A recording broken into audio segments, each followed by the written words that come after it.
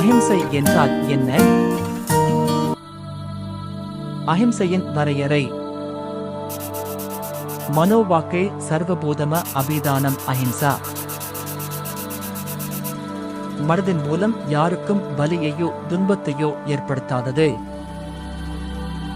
பேச்சு மற்றும் உடல் அஹிம்சை எனப்படும். ஆனால் அஹிம்சையை பின்பற்றும் போது சில முக்கியமான உண்மைகளை எப்போதும் மனதில் கொள்ள வேண்டும். 1.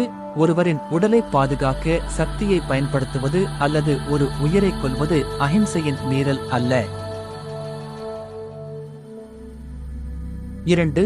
எந்த உயிரினத்தின் நலனுக்காகவும் சக்தியை பயன்படுத்துவது அஹிம்சையின் மீறல் அல்ல.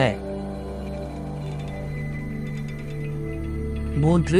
ஒரு அட்டூழியத்திற்கு எதிராக பலத்தை பயன்படுத்துவது அஹிம்சையின் மீறல் அல்ல. அட்ராசிட்டி என்றால் க்ஷேத்ர தாரா பஹாரி ச சாஸ்திரதாரி தான பாஹா அன் சேவட்டேதே ஆதாயே. அதாவது உங்கள் சொத்தை வலுக்கட்டாயமாக கைப்பற்ற விரும்புபவர், உங்கள் மனைவியை கடத்த விரும்புபவர், உங்களை கொல்ல ஆயுதம் ஏந்தியவர், உங்கள் செல்வத்தை கொள்ளையடிக்க விரும்புபவர், உங்கள் வீட்டிற்கு தீ வைப்பவர் அல்லது உங்களை விஷம் வைத்து கொல்ல நினைப்பவர் கொடுங்கோலன் என்று அழைக்கப்படுகிறார்.